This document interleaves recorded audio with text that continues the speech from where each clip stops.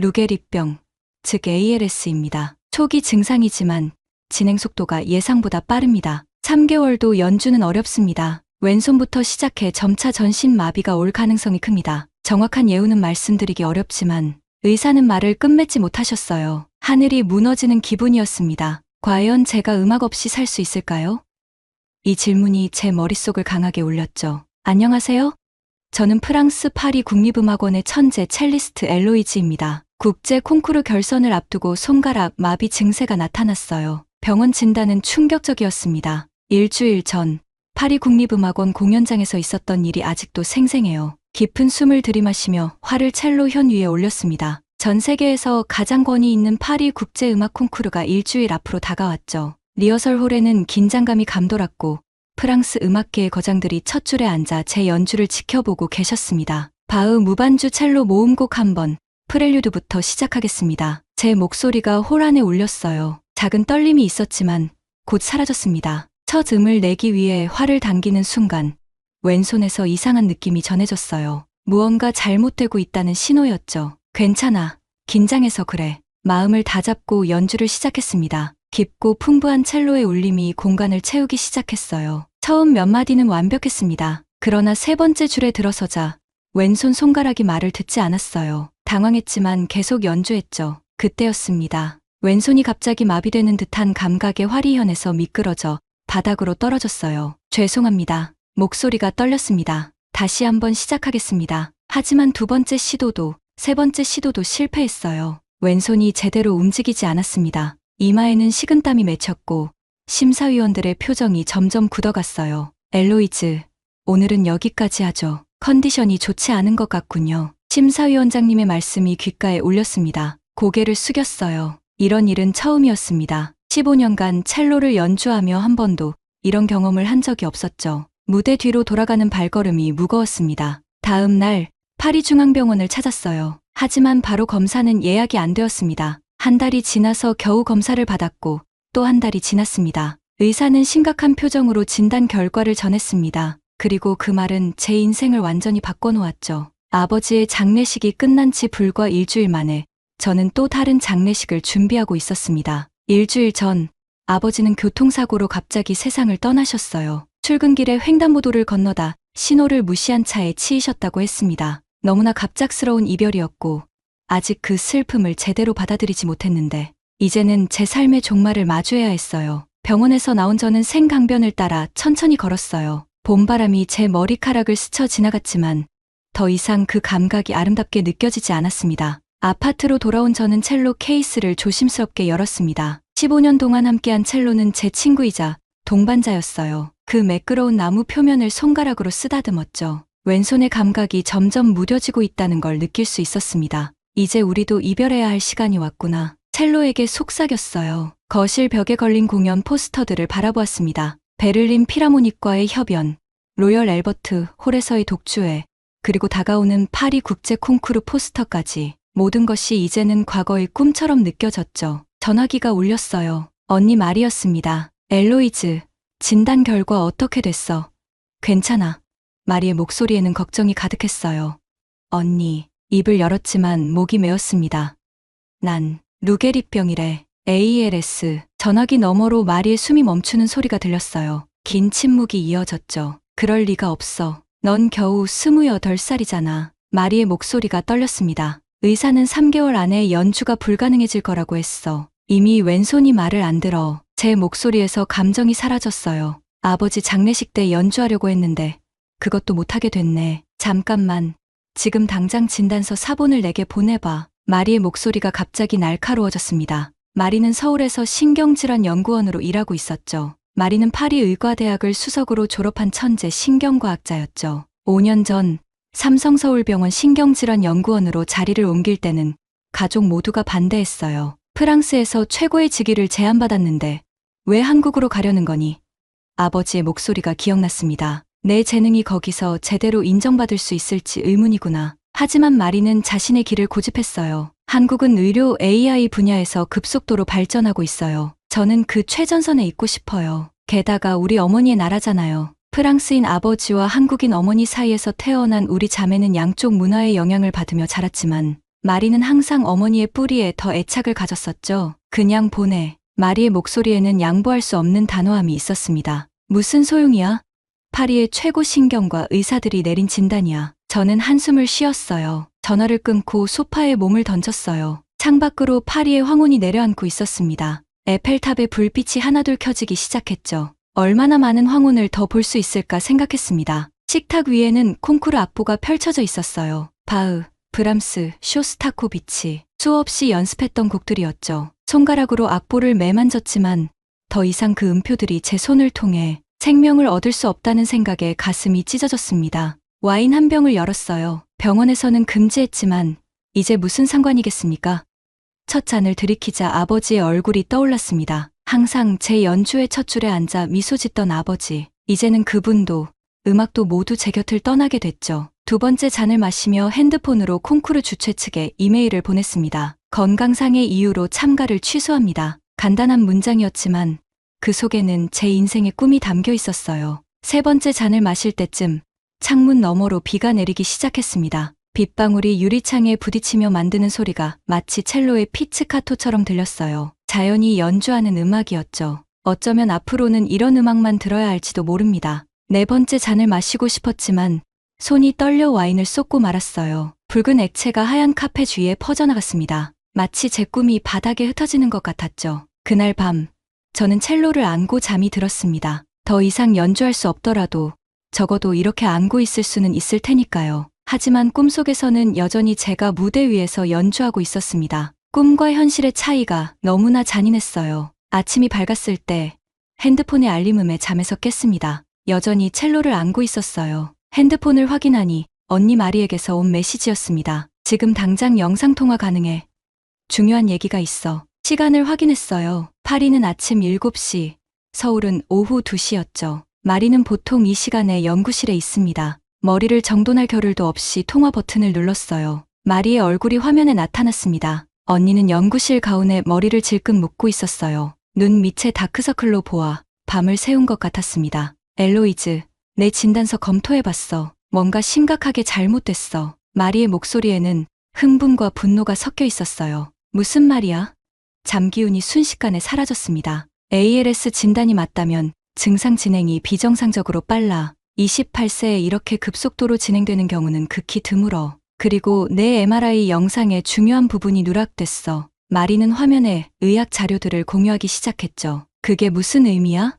가슴이 두근거렸습니다. 내 생각에는 오진 가능성이 있어. 아니, 거의 확실해. 마리의 눈에 결연한 빛이 어렸어요. 내가 파리 중앙병원에 연락해서 완전한 영상 자료를 요청했는데 거절당했어. 이유는 내부 프로토콜 때문이라나. 오진이라고?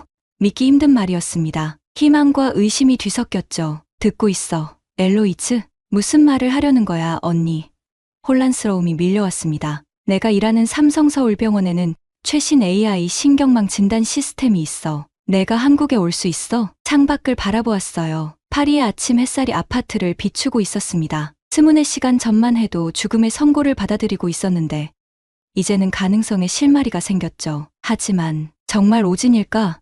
내 손은 여전히 마비 증상이 있어. 불확실함의 목소리가 떨렸습니다. 급성 탈수 초성 신경병증, 길랭바레 증후군, 다발성 경화증의 초기 증상. 비슷한 증상을 보이는 질환은 여러 가지야. 그리고 대부분은 ALS와 달리 치료 가능해. 마리는 단호했어요. 그 병원을 믿을 수 없다면 다른 병원에서 재검사를 받으면 되잖아. 합리적인 의문이 들었습니다. 프랑스 의료 시스템 내에서는 첫 번째 진단이 다른 의견에 영향을 미칠 가능성이 커. 완전히 독립적인 시각이 필요해. 그리고 마리가 잠시 망설였어요. 내가 내 옆에 있고 싶어. 너 혼자서 힘든 일을 겪게 하고 싶지 않아. 아버지도 안 계시는데 내가 혼자 이런 상황을 감당하는 걸 보고 싶지 않아. 어머니는 아버지의 장례식 이후 서울로 돌아가셨습니다. 프랑스와 한국을 오가며 살던 어머니는 아버지의 부재 후 프랑스에서는 아버지가 생각나서 힘들다고 하시면서 고국으로 돌아가기로 결심하셨죠. 그래서 프랑스에는 저 혼자였어요. 마리 언니의 말에 눈물이 핑 돌았습니다. 언니와 저는 항상 가까웠지만 언니가 한국으로 연구를 떠난 후로는 자주 만나지 못했어요. 그런데 이런 상황에서도 언니는 여전히 제 곁을 지키려 했습니다. 언니 옆에는 어머니가 계셨어요. 제 진단 소식을 전했을 때 어머니의 흐느낌 소리가 전화기 너머로 전해졌어요. 엘로이즈, 내 딸, 어머니의 목소리가 끊어질 듯 이어졌습니다. 이럴 순 없어. 괜찮아요. 어머니, 언니가 희망이 있을지도 모른다고 했어요. 제가 오히려 어머니를 위로했죠. 당장 서울로 와. 엄마가 있잖아. 마리도 있고. 어머니는 단호하게 말씀하셨어요. 프랑스 의사들을 믿지 마. 2번 다시 그 병원에 가지 마. 어머니의 말씀이 이상하게 들렸습니다. 마치 무언가를 알고 계신 것 같았어요. 하지만 더 이상의 설명은 없었습니다. 비행기 표를 알아볼게. 결심했어요. 죽으러 가는 비행기일지 몰라도 언니 손 한번 잡고 싶어. 말도 안 되는 소리 하지 마. 너는 죽지 않아. 내가 반드시 진실을 밝혀낼 거야. 마리의 목소리에는 제가 오랫동안 잊고 있었던 강인함이 깃들어 있었어요. 통화를 끝내고 여행 가방을 꺼냈습니다. 옷가지를 넣으며 문득 첼로를 바라보았어요. 가져갈까, 놔둘까 망설였죠. 결국 첼로 케이스를 열고 마지막으로 한 번 더 만져보았습니다. 조금만 기다려줘. 돌아오면 다시 연주할 수 있을지도 몰라. 속삭였어요. 그리고 조심스럽게 케이스를 닫았습니다. 비행기 표를 예약하고 여권을 챙겼어요. 인천행 비행기는 오후 3시, 8시간 후면 한국으로 향하게 됩니다. 죽음을 피해 도망치는 것일까요? 아니면 희망을 향해 달려가는 것일까요?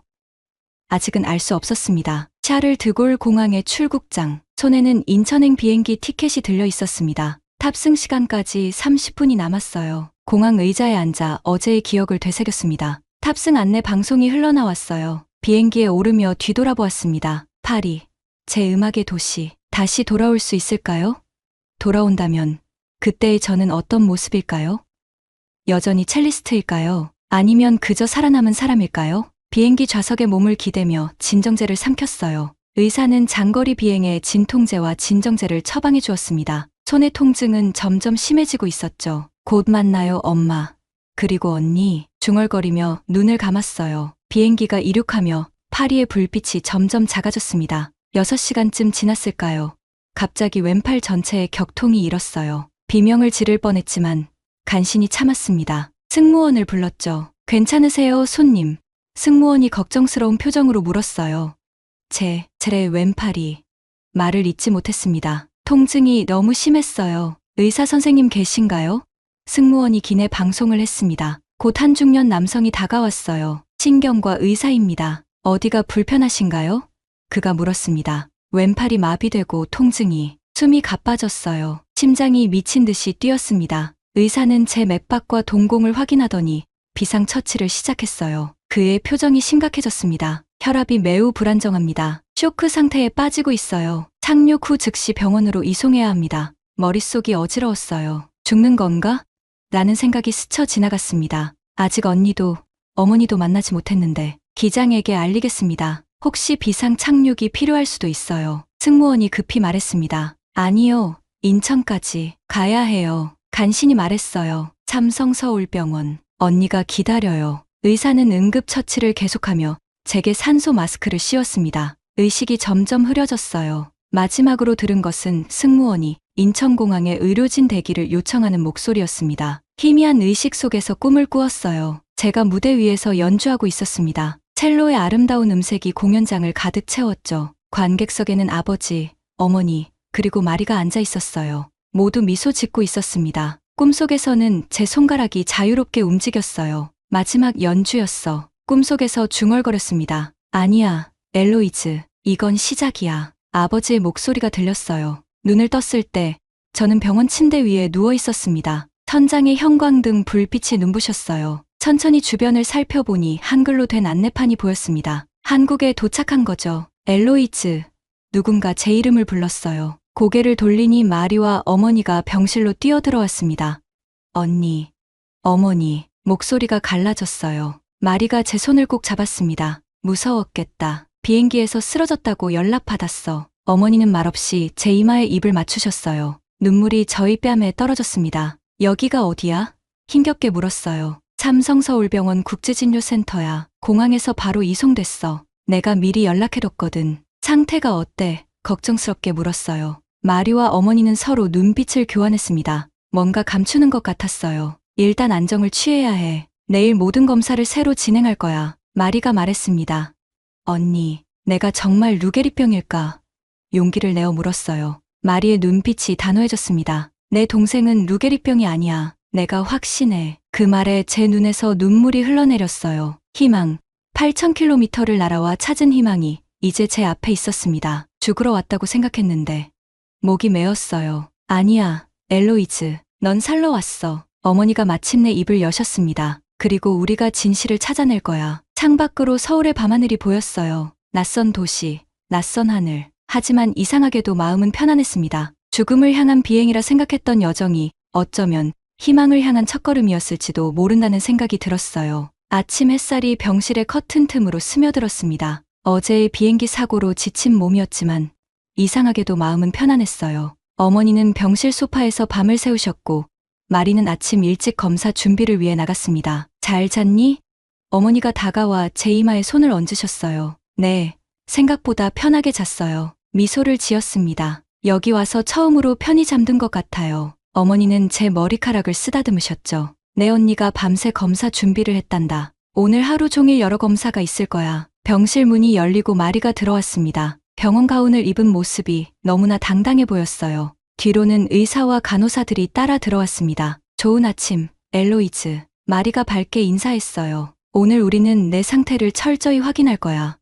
삼성서울병원의 최신 장비와 AI 진단 시스템을 모두 동원했어. 류 박사님, 미국에서 온 스미스 박사도 도착하셨습니다. 간호사가 마리에게 말했어요. 좋아요. 회의실로 안내해 드리세요. 마리가 고개를 끄덕였습니다. 그리고는 저를 향해 설명했어요. 세계적인 신경과 전문의를 초청했어. 내 케이스를 여러 시각에서 검토하기 위해서. 검사는 오전 내내 진행되었습니다. MRI, CT, 근전도 검사, 혈액 검사, 척수액 검사까지. 파리에서 받았던 것보다 훨씬 더 세밀하고 철저했어요. 파리에서는 MRI 촬영 예약만 해도 3개월 이상 기다려야 하는데 하루 만에 모든 검사를 다 받았어요. 믿기지 않았습니다. 한국 의료 시스템의 가장 큰 장점 중 하나가 바로 접근성과 속도야. 마리가 설명했어요. 응급 상황에서는 더욱 중요하지. 그래서 나도 여기서 연구하기로 결심했어. 모든 검사가 끝난 후 저는 다시 병실로 돌아왔습니다. 언니,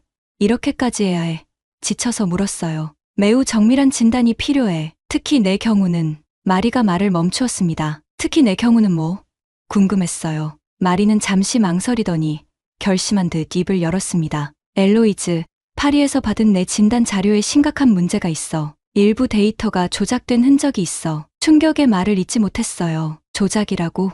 그게 무슨 말이야? 아직 확실하진 않아. 하지만 내가 요청한 원본 영상과 내게 보여준 영상 사이에 명백한 차이가 있어. 마리의 표정이 굳어졌어요. 그리고 더 이상한 건 아버지의 사고 직전 건강검진 데이터도 비슷한 패턴으로 누락되었다는 거야. 어머니가 갑자기 의자에서 일어났습니다. 이제 그만. 애한테 그런 이야기 하지 마. 어머니의 목소리가 떨렸어요. 어머니, 뭔가 알고 계신 거 있으세요?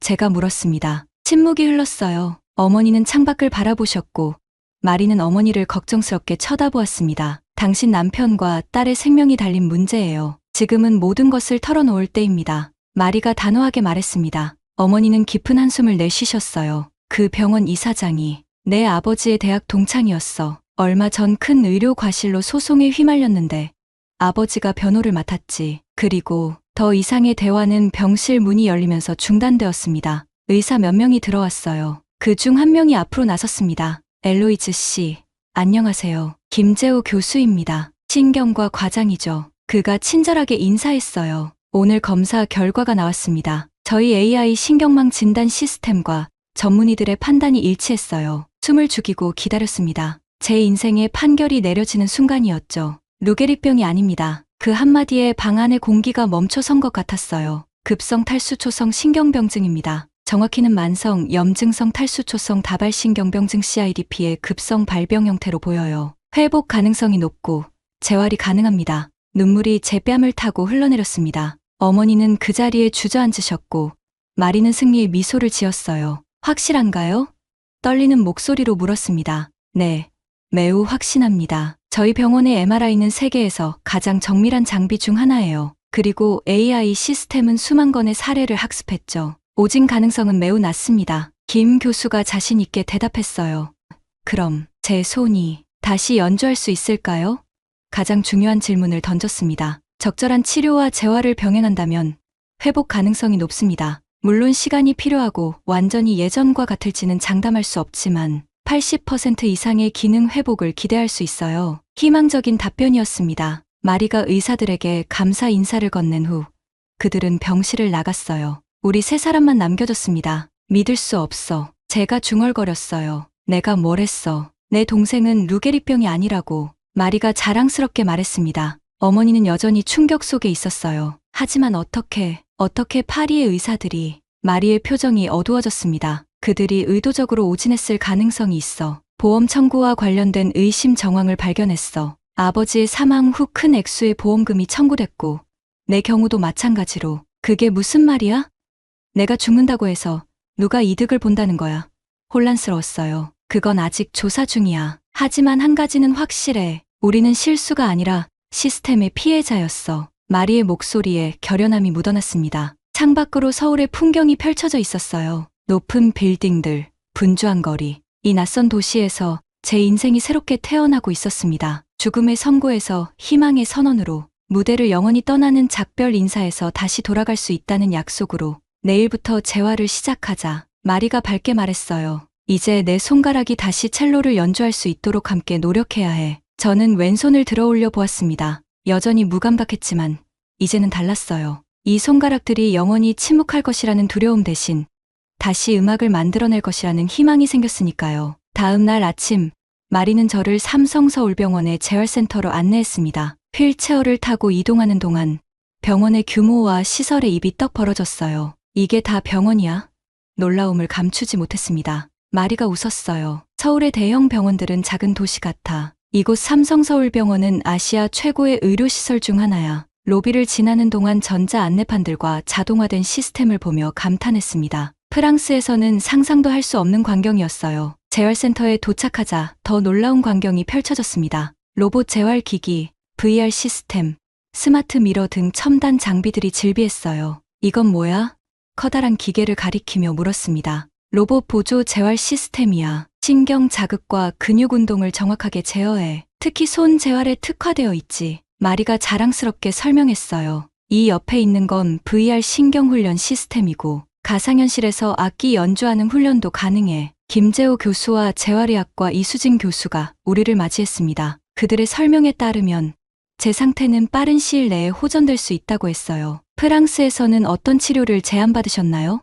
이 교수가 물었습니다. 치료는 없었어요. 루게리병이라 했으니까 목소리가 작아졌어요. 두 교수는 의미심장한 눈빛을 교환했습니다. 여기서는 다릅니다. 저희는 완전히 새로운 재활 프로그램을 준비했어요. 한국에서 개발된 신경 재생 프로토콜을 적용할 겁니다. 그날부터 제 재활이 시작되었어요. 매일 아침 로봇 재활 시스템으로 기초 훈련을 하고 오후에는 VR 시스템으로 손가락 움직임을 훈련했습니다. 스마트 미러 앞에서는 제 동작을 실시간으로 분석하며 자세를 교정했어요. 프랑스에는 이런 장비들이 없어요. 있다 해도 일반 환자가 접근하기는 불가능하겠죠. 어느 날 치료사에게 말했습니다. 한국은 의료기술 혁신에 많은 투자를 하고 있어요. 특히 재활 로봇 분야는 세계 최고 수준이죠. 치료사가 자랑스럽게 대답했어요. 일주일이 지나자 작은 변화가 느껴지기 시작했습니다. 왼손 검지가 미세하게 움직였어요. 감각이 조금씩 돌아오는 느낌이었죠. 봤어? 움직였어. 기쁨에 겨워 마리에게 외쳤습니다. 마리는 감격에 찬 표정으로 고개를 끄덕였어요. 이제 시작이야. 머지않아 다시 첼로를 잡을 수 있을 거야. 그날 밤, 병실에 홀로 남겨졌을 때 저는 창가로 다가갔습니다. 서울의 밤하늘이 제 위로 펼쳐져 있었어요. 왼손을 들어 달빛에 비춰보았습니다. 아직 완전하지는 않지만 가능성이 보이기 시작했어요. 활을 다시 잡고 싶다는 생각, 지금 처음이야. 혼잣말로 중얼거렸습니다. 병실 문을 노크하는 소리가 들렸어요. 어머니였습니다. 들어와도 될까? 어머니가 조심스럽게 물으셨어요. 네, 어서 오세요. 미소 지었습니다. 어머니는 제 옆에 앉으셨어요. 오늘 어땠니? 놀라워요. 모든 게 다. 이런 최첨단 시설에서 치료받을 수 있다니 꿈만 같아요. 솔직하게 말했습니다. 어머니는 잠시 침묵하시더니 입을 여셨어요. 내가 한국으로 돌아가자고 했을 때 내 아버지는 이해하지 못했어. 프랑스에 부족한 게 뭐가 있느냐고 물었지. 하지만 나는 알고 있었단다. 언젠가 우리 가족이 한국의 의술이 필요할 날이 올 거라고. 어머니의 직감이 우리를 구했네요. 제가 어머니의 손을 잡았습니다. 그게 직감만은 아니었어. 어머니의 눈에 슬픔이 어렸어요. 내 아버지가 그 병원과 관련된 일을 맡은 후로 나는 계속 불안했어. 그들이 무언가 숨기고 있다는 느낌이 들었거든. 아버지의 사고와 제 병이 연결되어 있다고 생각하세요? 조심스럽게 물었습니다. 어머니는 한숨을 쉬셨어요. 아직은 확실하지 않아. 하지만 마리가 열심히 조사하고 있어. 곧 진실이 밝혀질 거야. 창밖을 보니 병원 정원에 작은 연못이 보였습니다. 달빛이 수면에 반사되어 반짝이고 있었어요. 마치 희망의 빛처럼 느껴졌습니다. 어머니, 제가 다시 연주할 수 있을까요?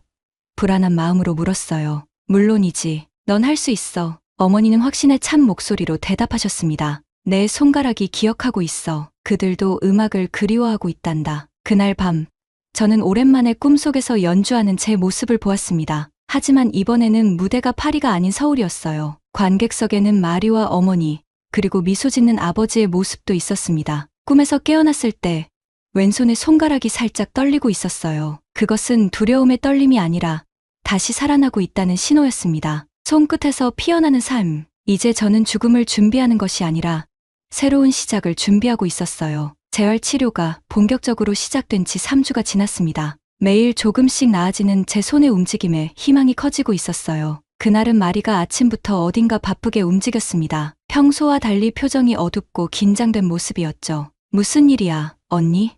궁금해서 물었어요. 마리는 잠시 망설이더니 제 병실 문을 닫고 의자에 앉았습니다. 엘로이즈, 이제 모든 것을 알려줄 때가 온 것 같아. 마리의 노트북에는 수많은 의료 기록과 이메일이 열려 있었어요. 그동안 조사한 내용을 저에게 보여주기 시작했습니다. 파리 중앙병원에 오지는 단순한 실수가 아니었어. 마리의 목소리가 떨렸어요. 의도적인 기록 조작이 있었어. 이건 내 MRI 원본 영상이고 이건 병원이 진단에 사용했다고 주장하는 영상이야. 명백한 차이가 보이지? 화면을 자세히 살펴보니 확실히 다른 부분들이 있었습니다. 신경 손상 패턴이 완전히 달랐어요. 그게 무슨 의미야?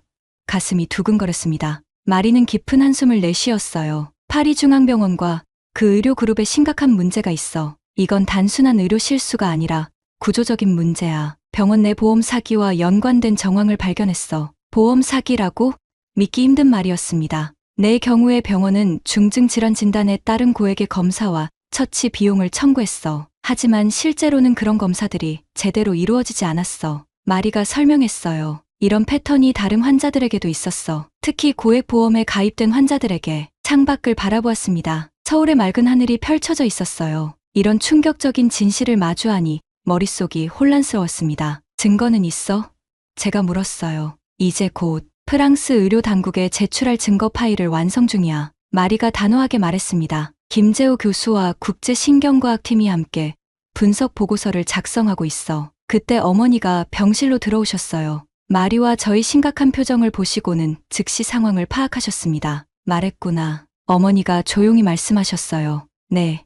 이제 엘로이즈도 알 권리가 있어요. 마리가 대답했습니다. 어머니는 창가로 다가오셨어요. 프랑스에 있는 그 병원을 더 이상 믿을 수 없구나. 너무 많은 의문점이 있어. 어머니, 저 결심했어요. 더 이상 프랑스로 돌아가고 싶지 않아요. 적어도 지금은요. 언니와 어머니가 계신 한국에 정착하고 싶어요. 두 사람 모두 놀란 표정을 지었습니다. 정말이니? 마리가 물었어요. 네, 확신에 찬 목소리로 대답했습니다. 파리에는 이제 저를 붙잡는 것이 없어요. 더 이상 음악원에 다닐 수도 없고 아파트도 계약이 곧 끝나요. 무엇보다 그곳에는 이제 너무 많은 상처와 불신이 있어요. 어머니가 제 손을 잡으셨어요. 확실하니? 내 인생의 큰 결정이야. 확실해요. 고개를 끄덕였습니다. 여기서 재활을 마치고 새로운 시작을 하고 싶어요. 한국 문화도 배우고 어머니의 나라에서 살아보고 싶어요. 그리고 잠시 망설이다가 말을 이었습니다. 이곳 서울대학교에서 동양음악을 공부할 기회가 있다고 들었어요. 두세 개의 음악을 연결하는 첼리스트가 되고 싶어요. 마리의 얼굴에 미소가 번졌어요. 내가 여기 있으면 얼마나 좋을까. 우리 자매가 다시 함께. 그동안 내가 얼마나 외로웠는지 몰라. 어머니의 목소리가 떨렸습니다. 너희 둘 다 곁에 있다니 꿈만 같구나. 그날 오후 재활 세션 중에 제 왼손 손가락이 처음으로 의식적으로 움직였어요. 작은 승리였지만 큰 의미가 있었습니다. 마치 새로운 결정을 내리면서 제 몸도 자유를 찾는 듯했어요. 저녁이 되자 김재호 교수가 병실을 방문했습니다. 그의 표정은 심각했어요. 엘로이즈 씨, 좋은 소식과 나쁜 소식이 있습니다. 그가 말했어요. 먼저 좋은 소식부터 들려주세요. 긴장된 마음으로 대답했습니다. 재활이 놀라울 정도로 잘 진행되고 있어요. 이대로라면 6개월 안에 6070% 정도의 손 기능을 회복할 수 있을 겁니다. 그리고 1년 후에는 거의 정상에 가깝게 회복될 가능성이 높아요. 김 교수의 말에 가슴이 벅차올랐습니다. 그럼 나쁜 소식은요?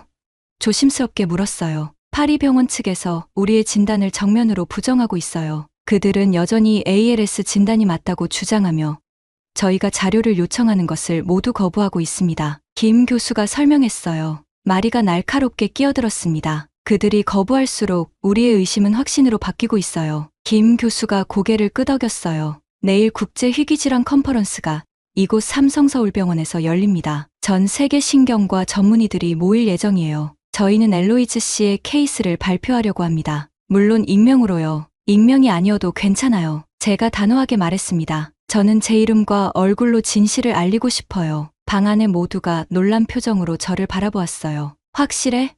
마리가 물었습니다. 네, 확실해요. 결심했습니다. 만약 이런 일이 또 다른 환자에게 벌어진다면 모두가 나처럼 운이 좋은 것은 아니잖아. 언니가 없었다면 내 인생은 끝났을 거야. 어머니가 다가와 제 어깨를 감싸 안으셨어요. 내가 용기 있는 선택을 해서 기뻐. 그날 밤 저는 서울에 있는 아파트들을 인터넷으로 검색해 보았어요. 새로운 시작을 준비하는 설렘이 있었습니다. 창밖으로 서울의 밤하늘을 바라보며 내일을 위한 용기를 모았어요. 우리는 두 세계 사이에서 자랐지. 마리에게 말했습니다. 이제는 그 두 세계를 음악으로 연결할 차례야. 마리는 미소 지으며 고개를 끄덕였어요. 너는 항상 두 문화의 가장 아름다운 부분을 담아내는 법을 알았어. 이제 제 앞에는 두 가지 임무가 있었습니다. 진실을 밝히는 것과 음악으로 돌아가는 것. 그리고 저는 두 가지 모두 해낼 준비가 되어 있었어요. 한국에서의 새로운 삶.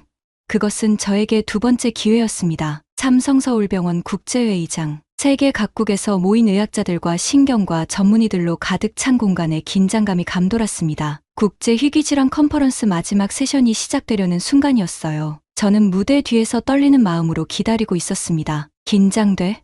마리가 제 옆에 서서 물었어요. 공연보다 더 떨려. 웃으며 대답했습니다. 하지만 해야 할 일이야. 김재호 교수가 무대에 올라 오늘의 마지막 발표를 시작했어요. 오늘 저희는 매우 특별한 사례를 공유하고자 합니다. 의학적 오진이 어떻게 한 환자의 인생을 완전히 바꿀 수 있었는지, 그리고 어떻게 정확한 진단과 치료가 희망을 되찾아 주었는지에 관한 이야기입니다. 대형 스크린에 제 의료 기록이 나타났습니다. 파리에서의 루게릭병 진단부터 서울에서의 재검사와 새로운 진단, 그리고 지난 몇 주간의 재활 과정까지 모든 내용이 상세히 설명되었어요. 환자는 28세 여성, 프랑스 출신의 유명 첼리스트입니다. 파리에서 루게릭병 진단을 받았으나 저희 병원의 정밀 검사 결과 급성 탈수 초성 신경병증으로 확인되었습니다. 김 교수의 설명이 이어졌어요. 마리가 무대에 올라 의학적 분석 결과를 발표했습니다. 두 진단 사이의 차이점은 치명적입니다. 하나는 죽음의 선고였고 다른 하나는 회복의 가능성이었죠. 청중 사이에서 놀라움의 소리가 들렸어요. 특히 파리병원의 기록 조작 정황이 공개되자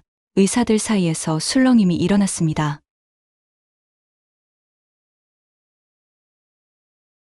이제 이 사례의 주인공을 직접 모시겠습니다. 김 교수가 저를 향해 손짓했어요. 심호흡을 하고 무대 위로 걸어나갔습니다. 수백 명의 의사들 앞에 서니 가슴이 두근거렸어요. 하지만 이것은 제가 해야 할 이야기였습니다. 안녕하세요. 저는 엘로이즈입니다. 떨리는 목소리로 시작했어요. 3달 전, 저는 죽음을 준비하고 있었습니다. 루게릭병 진단을 받고 첼리스트로서의 경력도 제 삶도 모두 끝났다고 생각했죠. 청중은 숨죽이며 제 이야기를 들었습니다. 제 왼손을 들어 보였어요. 아직 완전하지는 않지만 이제는 손가락을 움직일 수 있었습니다. 오늘 제가 이 자리에 선 것은 단순히 의학적 사례로서가 아닙니다. 저는 살아있는 증명이 되고 싶었어요. 정확한 진단의 중요성, 그리고 진실을 향한 의지가 얼마나 중요한지 보여주고 싶었습니다. 무대 뒤에서 누군가가 첼로를 가져왔어요. 제 첼로였습니다. 어머니가 파리에서 가져오신 거죠. 저는 아직 완전히 회복되지 않았습니다. 하지만 오늘 여러분 앞에서 짧게나마 연주하고 싶습니다. 의자에 앉아 첼로를 안았어요. 처음으로 다시 만지는 느낌이었습니다. 익숙하면서도 새로운 감각이었죠. 활을 들고 심호흡을 했습니다. 죽음을 준비했던 저는 오늘 생명을 연주합니다. 바흐의 첼로 모음곡 한 번, 프렐류드의 천몇 마디를 연주했어요. 완벽하지는 않았지만 음악이 흘러나왔습니다. 3달 전 파리에서 실패했던 바로 그 곡이었죠. 왼손은 아직 완전한 힘을 되찾지 못했지만 충분히 음악을 만들어낼 수 있었습니다. 마지막 음이 홀을 가득 채웠을 때 청중은 일제히 기립박수를 보냈어요. 많은 의사들의 눈에 눈물이 맺힌 것을 볼 수 있었습니다. 그들에게 이것은 단순한 연주가 아닌 의학의 진정한 목적을 상기시키는 순간이었을 거예요. 무대에서 내려와 어머니와 마리를 껴안았습니다. 세 사람 모두 눈물을 흘리고 있었어요. 해냈구나. 어머니가 속삭이셨습니다. 컨퍼런스가 끝나고 우리는 병원 로비를 걸어 나왔어요. 봄바람이 불어오는 서울의 저녁이었습니다. 어머니는 제 한쪽에, 마리는 다른 쪽에 서서 나란히 걸었죠. 이제 어떻게 할 거야? 마리가 물었어요. 한국에서 새 삶을 시작할 거야. 결심했습니다. 재활을 완전히 마치고 서울대학교에서 동양음악을 공부하고 싶어. 그리고 진실이 완전히 밝혀질 때까지 포기하지 않을 거야. 그리고 음악은? 어머니가 물으셨어요. 음악은 이제 다시 제 일부가 되었어요. 동양과 서양의 음악을 결합한 새로운 프로젝트를 시작하고 싶어요. 어쩌면 이 병원에서 음악 치료 프로그램을 운영할 수도 있을 것 같아요. 서울의 석양이 우리 앞에 펼쳐졌습니다. 고층 빌딩들 사이로 붉게 물든 하늘이 아름다웠어요. 제 인생의 새로운 장이 열리고 있었습니다. 그날 화를 놓친 건 끝이 아니라 시작이었어. 마리가 제 어깨를 감싸 안았어요. 내가 다시 연주하는 모습을 볼 수 있어서 정말 행복해. 병원 정문을 나서며 저는 하늘을 올려다보았습니다. 죽음이라는 악보는 이제 제 손끝에서 기적으로 바뀌었어요. 이제 저는 두 번째 인생을 선물 받은 것 같았습니다. 그리고 이 선물을 음악으로, 진실로, 그리고 사랑으로 채워나갈 준비가 되어 있었습니다. 첼로 케이스를 꼭 쥐며 생각했어요. 이제 제 연주는 단순한 음악을 넘어 희망의 메시지가 될 것입니다. 그날 무대 위에서 화를 놓쳤을 때 저는 끝이라고 생각했습니다. 하지만 그것은 사실 새로운 시작이었어요. 더 깊은 연주, 더 진실된 삶을 향한 첫걸음이었습니다. 저는 이제 알고 있습니다. 진정한 음악은 완벽함이 아니라 진실함에서 온다는 것을요. 그리고 제 첼로는 이제 그 어느 때보다 진실된 이야기를 들려줄 준비가 되어 있었습니다. 지금까지 음악과 의학, 그리고 희망이 교차하는 엘로이즈의 사연이었습니다. 그날 무대 위에서 화를 놓친 순간은 끝이 아닌 새로운 시작이 되길 바랍니다. 감사합니다. 엘로리즈를 응원하신다면 구독과 좋아요 부탁드립니다.